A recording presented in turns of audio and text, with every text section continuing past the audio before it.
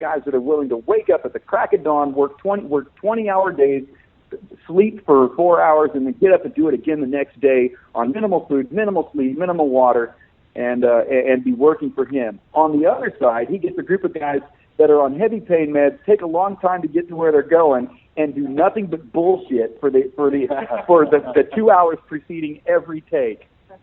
No, that's a great point. And at the same time, it's just like it's one of those, it's hard to really. It's a transparent situation because there's a lot actually involved in this, and a lot of planning, and this is actually game time at the same time.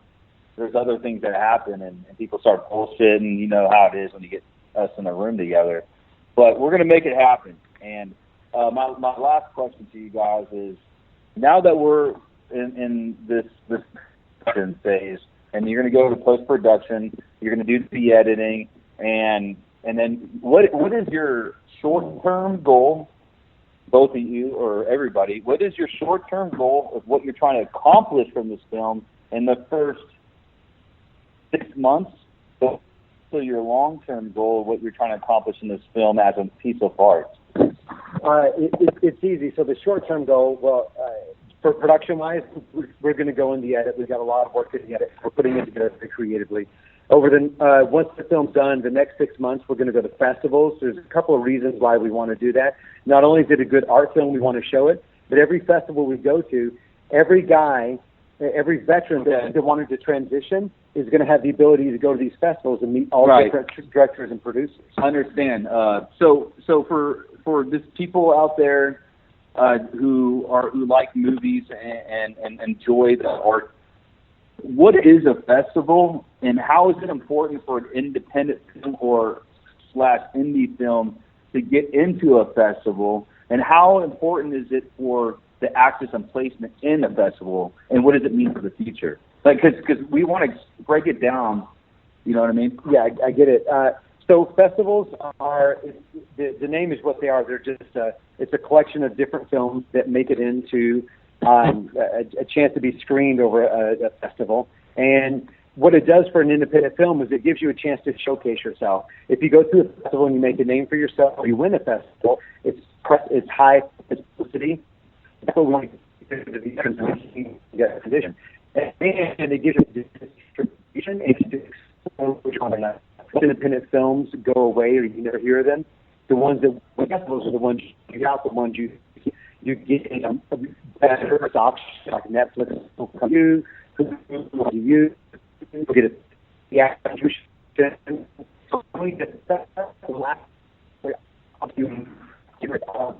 our long-term goal is once we can expose the film broader off and take it to go to these different directors, producers, meet festival directors for their own projects.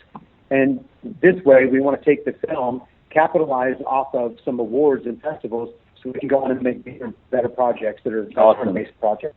Well, can you give like a little bit of information? It's up to your regard, but how are we shooting this film? Which I think is, to me, if you want to keep it we don't disclose it, but I think it's actually fascinating with how we're shooting a 4K film. It's a 4K film, so we had a lot of different options and a lot of companies that gave us support. We actually chose to do the same thing that Sean Baker did and shoot the film on iPhones. What did Sean Baker do?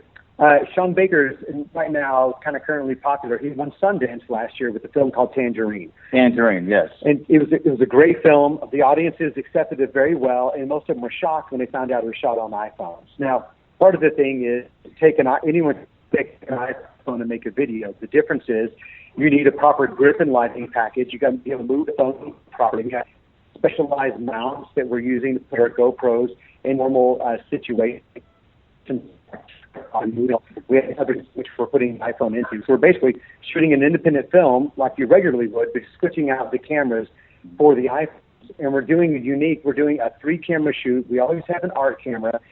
And we're doing a lot of fishing. There's a great film called Upstream. And so the editing, it doesn't go in a traditional format of establishing shot like the outside of a restaurant, a wide shot like the inside, and then a medium shot showing the guys at the table, then over-the-shoulder shots.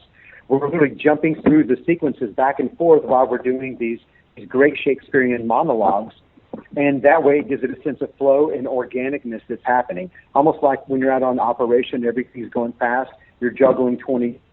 We wanted that feel and that context for how things are going on. It's not just static. Like combat controllers are trained to literally be on the net, hearing 10 or 15 different conversations, being able to coordinate all those conversations. They got to know every plane they're talking to, what their bomb load is, what the capability of those bombs are. Their brain's constantly going. So we wanted the editing style to be that frenetic pace that had a calm intelligence about it. And so we're trying to match that in the edit. And by doing that, it brings a unique style to this shoot. And Sean had some of those elements. It was always moving. It was jumping from scene to scene. And so we're kind of adhering to that, but putting like a military twist as far as our filter set and as far as our perspective, like showing the wide point of view.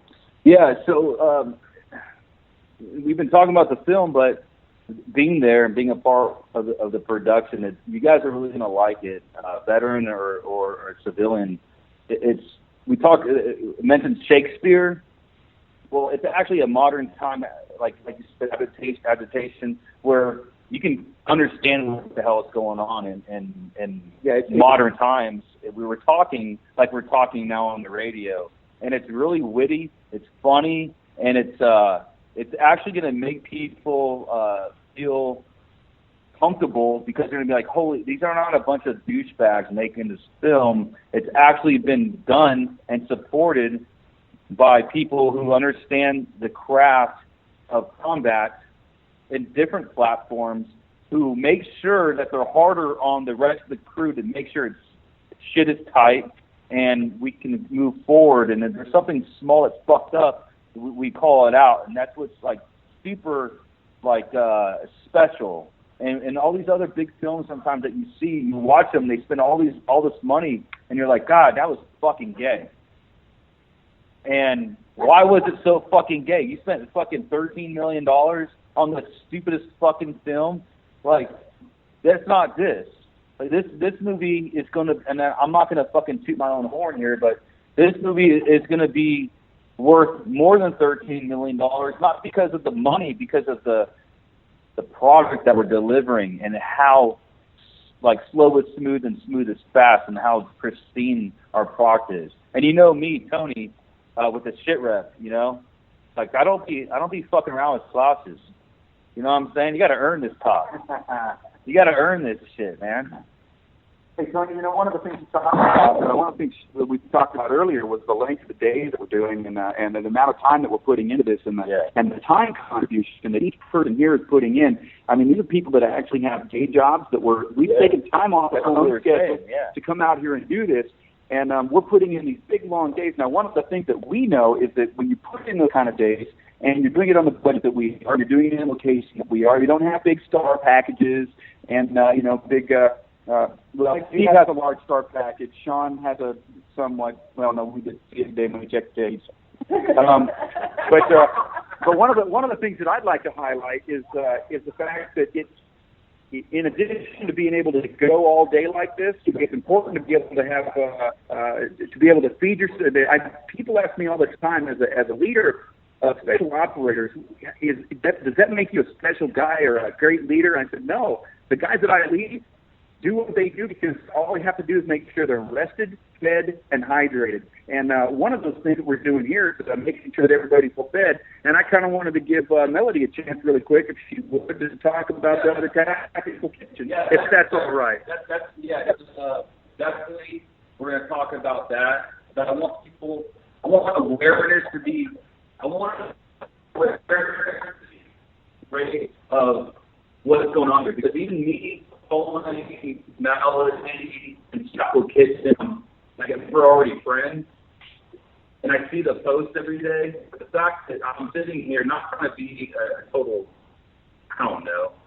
fuckboy, but like I'm sitting here and I'm having the fucking diet right now. I can safely say that I am fucking paleo and gluten free, and I will drink a little bit. But honestly, like all jokes aside, the last 2 days, I have used less toilet paper after my shit than ever before. It is fucking a magical situation. What is healthy? Like, I'm actually shitting. Like, that means that like, my body's happy. Yes. So, Melody, can you kind of talk about that? How is it you're producing those kind of healthy Okay, my job on the set is clearly to produce some clean shit. So, I'm Steve's wife, Melody Barons, and we run the Tactical Kitchen. I started just cooking a long time ago, just short stories. Always tried to eat healthy, but kind of ended up on the paleo train, if you want to call it that. We don't really call ourselves paleo. Clean. We call ourselves clean. We just eat a really clean diet. You can check out our blog, thetacticalkitchen.com, if you want to know more about where and how we got started. The project we're doing out here this week, I'm really honored to be able to cook for all these guys. When you cook for someone, you're feeding everything. I think you're sharing and caring in the best way possible. You're feeding someone's body so they can go out and do the things that they need to do. Well, obviously, so you're feeding us. What is it that makes Tactical Kitchen? What does it make it tactical about what it is that you're doing? How is it that you cater to operators or people that operate in a tactical environment different than some of the other diets like paleo and just gluten-free that you see out there? What we try to do is just teach people how to eat. What are the same things? We teach you the tactics, techniques, and procedures of your diet and kitchen. So we treat our kind of diet plan just like we treat a military operation. It has to be, people want their food quick, and it needs to be efficient, it needs to be good. So we kind of follow those principles of, hey, we're going to make good food, we're going to make it quick, and we're going to make it easy, and it's going to be done well. And with experience, we kind of take that little twist and flavor, put that on the website, just so we'll kind of recognize it. So what would you say it is that you makes it different? What would you say could sum it up? What Tactical Kitchen is that you guys do the different so you cater to that side of nutrition? Well, we want things to be, first of all, we want anybody to be able to walk in your kitchen and be able to do it. I try not to use anything too complicated, do anything too complicated. I want Tony to be able to go into his kitchen and be able to make the TK trash patch. And holy shit. That's what he had for lunch today. So, when you can walk in your kitchen and you're able to look at the ingredients you have and put a meal together, then these guys, they're smart. They're keeping you safe. They've been keeping you safe. They've served their country. But sometimes, these guys, they come out and it's like Steve explained to me, it was overwhelming sometimes to come from deployment and go back and have to go grocery shopping. You've been being fed, so you don't really know how to feed yourself so much. You kind of lose that because you've been taken care of, so you can take care of the country. So being able to teach these guys really quick, easy things that they can do to get healthy, so some clean shit. Yes. And they can move on about their day without spending hours in the kitchen. They can be healthy, they can be productive, and they can have a clear thought process because, a lot of times food affects everything. We want them to be able to think clearly, be energetic, and that's really what we do. Tactics, techniques, and procedures. Well, there you go. A big sell for the TK diet. Not only does it make your shit clean, it makes your dick hard. Okay. Okay, you can talk about that. You got to have clean. All you Europeans out there. He's right. Because this morning, about 6:15, he came into my room, and I thought it was my dog, but then I realized I was at my house, but it was actually Steve with his paleo body and his gluten-free dick, and I'll tell you what, the nectar is nice. So all joking aside, a clean Tactical Kitchen diet will invigorate you, if you will. Okay? It does. It'll open up your eyes. It will clean out your pipes. It will make it work correctly. Yeah. Okay? So if you're one of those guys that you're not performing so well in the bedroom, clean up your freaking diet and your dick will work. Okay? That's it. And donate soy oil, it'll give you boobs. Soy oil will give you man boobs. Yeah. Hey, Tony, do you mind if we thank the other companies? Yeah. So thank you